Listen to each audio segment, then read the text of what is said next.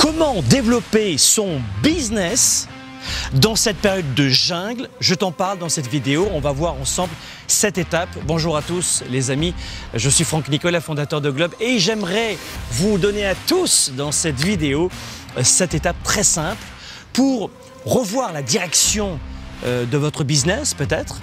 Mais aussi, je dirais que beaucoup d'entre vous, vous avez envie de vous lancer, ou alors vous êtes en start-up et vous ne savez pas comment vous y prendre.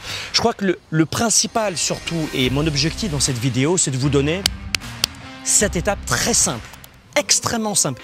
Ça peut vous paraître simpliste, mais forcément, j'ai voulu faire en sorte que ce soit le plus clair possible. Numéro 1, conseil numéro 1.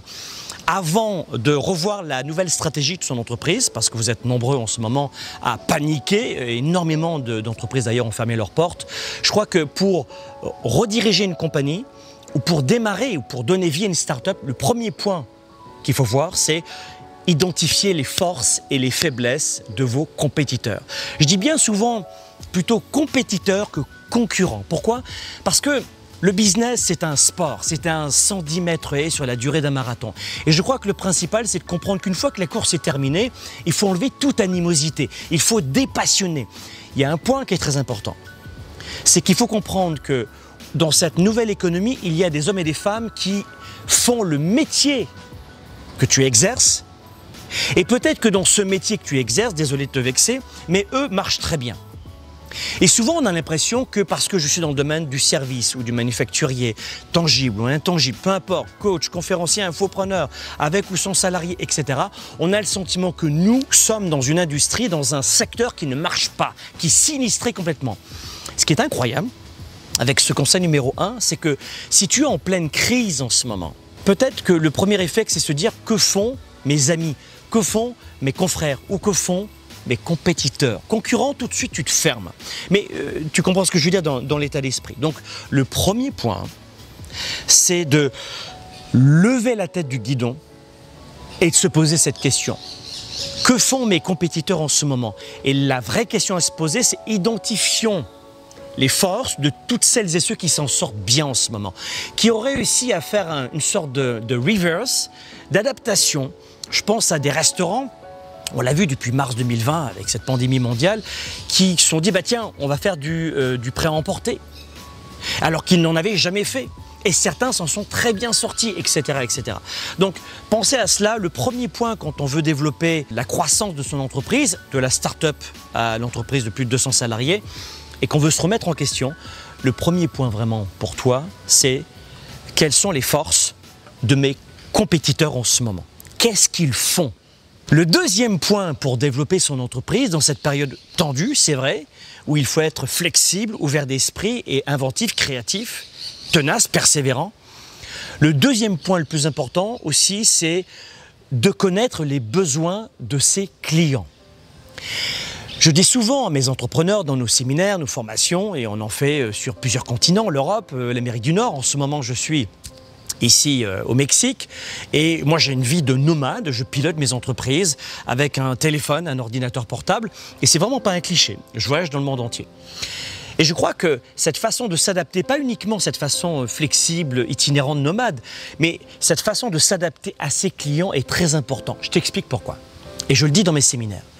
Je dis souvent à mes participants, mes étudiants, tu dois tomber amoureux de tes clients, écoute bien, et pas de tes produits. Parce qu'un produit change. Je veux vendre une montre, mais quelques mois plus tard, c'est plus un bracelet orange qu'on veut, c'est un autre bracelet. Je vends un plat à emporter, je vends une formation, je vends un conseil, un service, peu importe. Mais la plupart des entrepreneurs, surtout les solopreneurs, les infopreneurs, les professions libérales, les gens autonomes en fait, sans aucun employé, qui sont seuls en fait, ont tendance à énormément mettre de charge émotive sur leurs produits. Grave erreur. Tu dois mettre toute ton emphase sur tes clients, tes prospects. Si tu n'as pas de clients, ta cible de futurs clients. Quels sont les besoins en ce moment de mes clients? Est-ce qu'ils ont besoin de plus de sécurité ou d'un meilleur aspirateur? J'en sais rien. Est-ce qu'ils ont aujourd'hui besoin d'un produit A ou le produit B? Ouais, mais j'aime tellement le produit A. Alors tu vas peut-être rire parce que ça peut paraître simpliste une nouvelle fois, mais il n'en est rien. Beaucoup d'entrepreneurs sont amoureux de leurs produits.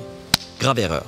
Sois amoureux de tes clients. Donc le deuxième point, c'est de connaître par cœur les besoins de tes clients en ce moment, pas dans 3 semaines, maintenant.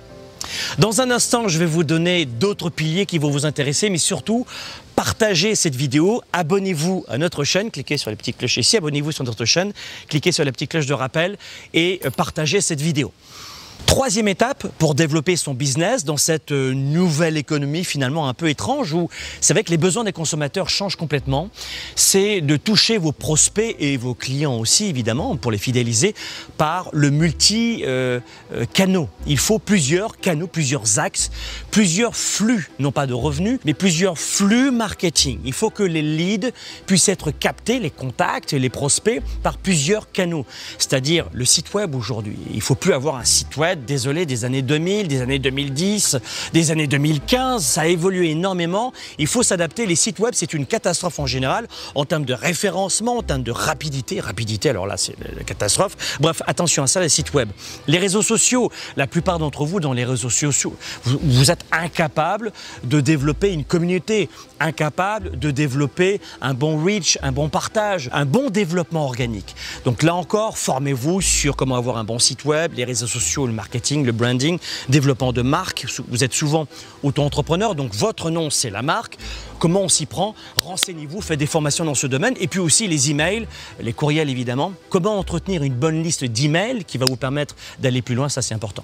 Quatrième étape pour développer son business dans cette période de nouvelle économie, de remise en question pour beaucoup d'entre nous, c'est de savoir plus que jamais s'entourer. Beaucoup d'entrepreneurs, de solopreneurs restent seuls trop et très longtemps. Grave erreur. Si encore tu pourrais me dire, bah tiens, moi j'ai pas envie d'avoir d'employés, ça m'intéresse pas, les charges sociales dans mon pays, etc. Je sais que notamment en France, c'est décourageant. Dans certains pays, c'est beaucoup plus léger, renseigne-toi. Mais ça, je l'entends. Et parfois, c'est une bonne stratégie. Mais de savoir s'entourer de compétences et de talents à temps partiel, des pigistes, des sous-traitants, ça, c'est complètement possible. Mais comment choisir un pigiste? Comment choisir un sous-traitant? Comment les fidéliser? Comment les rémunérer? À l'heure au forfait, comment s'y prendre? Ça, il va falloir que tu te renseignes à droite à gauche avec des formations qui peuvent t'intéresser. Mais surtout, il faut le faire. Le quatrième point, c'est que personne n'a jamais bâti Apple seul. Ça a commencé souvent avec une idée seule, mais les plus beaux projets impactants se développent en équipe, peu importe le statut de l'équipe. Okay? Cinquième point pour développer son entreprise dans cette période complexe, c'est d'optimiser son temps. La plupart des entrepreneurs ne savent pas optimiser leur temps parce qu'ils l'ont jamais appris. Parce que si tu leur dis, tiens, est-ce que tu prendrais une formation pour optimiser ton temps? J'ai pas le temps. C'est un cliché, mais c'est exactement le quotidien de tous les entrepreneurs qui débutent ou celles et ceux qui restent très longtemps seuls ou mal accompagnés. Il y a en fait 3 chiffres à retenir qui sont très simples, qui sont stratégiques. Premier chiffre, 70%. 70% du temps que tu passes ou que tu vas déléguer doit être consacré à créer de la valeur pour ton entreprise. En ce moment, c'est ce que je disais tout à l'heure, on a besoin de se remettre en question, de prendre de la hauteur, de voir les choses avec un nouveau prisme. C'est important de le faire maintenant. Donc 70% du temps que tu dois passer, si tu es seul ou bien accompagné, ça doit être du temps pour créer de la valeur. Ça peut être par exemple créer un produit, le vendre. Créer un produit, le vendre avec un bon funnel, une bonne approche marketing. 15%, deuxième chiffre, 15%, tu le passes à la planification. Gérer son temps, c'est anticiper. Et le troisième chiffre, c'est passer 15% à la stratégie. Donc aujourd'hui, trouve les ressources nécessaires pour travailler ces 3 points et faire les bons choix. Sixième étape, avant-dernière étape, c'est de connaître ces chiffres. Je crois que aussi, je retrouve souvent un défaut chez la plupart de mes étudiants, de mes participants, dans nos programmes ou dans mes événements directs, c'est que la plupart d'entre eux n'ont pas un tableau de bord. Il faut absolument un tableau de bord. Je dis souvent qu'on ne peut progresser dans ce qu'on ne peut mesurer. Ça peut paraître très simple là encore, mais c'est essentiel. Un peu à l'image, si tu veux, du tableau de bord d'un avion. Moi, je suis pilote d'avion privé, je pilote des petits avions. Eh bien, lorsque tu rentres dans un avion, bon, c'est assez simple une fois que tu connais, enfin ça dépend de l'appareil, mais tu regardes toujours les mêmes cadrans. Tu regardes ton badin, ta vitesse, ton altimètre, etc., etc. Et tu dis finalement, une entreprise, c'est la même chose. Alors, si je te demande aujourd'hui, c'est pas une colle, mais je vais te le demander quand même, quels sont tes 6 indicateurs dans ton business, pour toi, et les plus importants? C'est quoi? Vas-y, note-les maintenant. Ou note-les dans les commentaires ci-dessous. C'est quoi tes 6 indicateurs de performance? Et quand vous demandez ça à un auto-entrepreneur, qui en plus fait le lien entre lui et son entreprise, c'est-à-dire qu'il est son entreprise et il ne fait pas le distinguo entre les deux, sera l'objet d'une autre capsule, ça aussi. Vous n'êtes pas votre entreprise.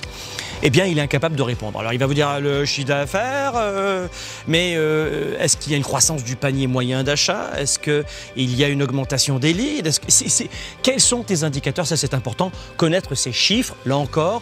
Moi, je communique cela notamment dans mes programmes. Quels sont les principaux indicateurs qu'il faut maîtriser pour pas aller droit dans le mur, et souvent 6 mois, 3 mois et 3 semaines à l'avance. On en parlera notamment dans d'autres programmes.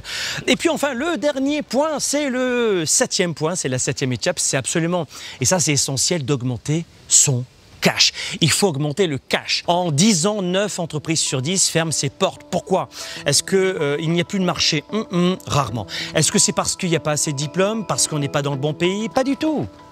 C'est parce qu'il n'y a pas assez de revenus dans l'entreprise. Nous vivons dans une société où les gens ne se forment pas, n'apprennent pas, ne se remettent surtout jamais en question après l'école, apprennent par eux-mêmes et improvisent, réinventent la roue et surtout ne comprennent pas que l'argent aujourd'hui dans une entreprise, c'est la vie.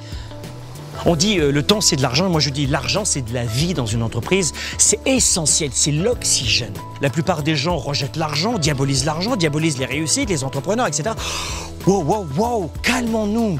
Aujourd'hui tu dois développer ton entreprise dans cette économie complexe et vraiment un peu torturée. Donc, c'est l'argent. Et j'espère que cette capsule t'aura plu.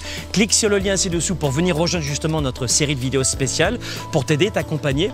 C'est gratuit. Et puis, laisse un commentaire ci-dessous. Explique-moi de quelle façon tu développes ton entreprise. Explique-moi quelles sont tes problématiques, quels sont tes coups durs. Qu'est-ce que tu penses de l'économie dans ton pays, peut-être de l'administration. Est-ce que ça t'avantage ou pas? De la fiscalité. Et qu'est-ce que tu as pensé de cette vidéo et des points que j'ai développés? Laisse un commentaire ci-dessous. On se retrouve la prochaine fois.